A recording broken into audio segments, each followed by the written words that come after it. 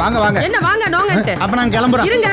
ஐயோ, ஊர் உலகத்துல இந்த மாதிரி பிரச்சனை உள்ள குடும்பத்தை நான் பார்த்ததுலடா சாமி. என்ன இது? கல்யாண பேச்சை என்னைக்கு ஆரம்பிச்சோமோ அன்னையில இருந்து இன்ன வரைக்கும் விவகாரமும் வில்லங்கமும் சீர் வருஷம் மாதிரி வருஷ கட்டிட்டுல வருது. நான் சொல்றத கொஞ்சம் பொறுமையா கேக்குறீங்களா? சம்பந்தி தயவு செஞ்சு உட்காருங்க. எதுவா இருந்தாலும் நிதானமா பேசிக்கலாம். நாங்க உட்கார்ந்து பேசுறதுக்காக இங்க வரல. இனிமே இந்த கல்யாணம் நடக்காது. இது வரைக்கும் இந்த கல்யாணத்துக்கு செலவு பண்ணிருக்கோம்ல, அதெல்லாத்தையும் வட்டி முதலமா வாங்கிட்டு போலான்னு தான் இங்க வந்திருக்கோம். அப்புறம் நம்ம ரெண்டு குடும்பமும் ஒருத்தர் பத்தி ஒருத்தர் இனிமே எங்கேயும் பேசவே கூடாது. உங்க வழிக்கு நாங்க வர மாட்டோம், அதே மாதிரி எங்க வழிக்கு தயவு செஞ்சு நீங்க வராதீங்க.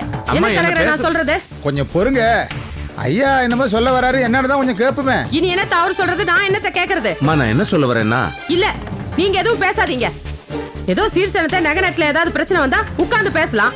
உங்க வீட்டு பொண்ணோட நடத்த சரியில்லைன்னு கேள்விப்பட்டதுக்கு அப்புறம் என்னத்த பேச சொல்றீங்க? ஏதோ நல்ல குடும்பம் சம்மந்தம் வச்சுக்கலாம் நினைச்சோம். கடைசியில நடந்தது எல்லாத்தையும் மூடி மறைச்சிட்டு எங்க கிட்ட நல்லவங்களால நடந்துகிட்டீங்க. கொஞ்சம் பேசாம இருக்கீங்களா? இது என் வீடு, நீங்க என் வீட்டுக்கு வந்திருக்கீங்க.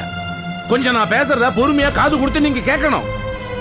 நாங்க உங்க வீட்டுக்கு வந்தப்ப கையை கட்டி நீங்க பேசுறத கேட்கல, அதே மாதிரி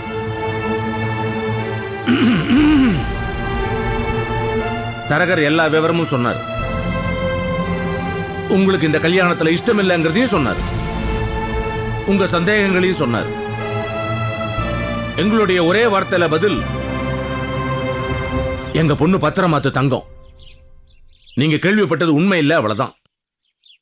உங்க வீட்டுல வந்து சொன்னார எங்க மச்சினா பெரேசூடன் இங்க எல்லாரும் முன்னாலேயும் இருக்காரு.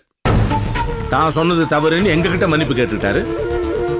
சந்தேகம் இருந்தா நீங்களே அவர்கிட்ட கேட்டுக்கலாம். மன்னிப்பு கேட்கிறேன். நீ அங்க வரும்போதே நான் சந்தேகப்பட்டேன்.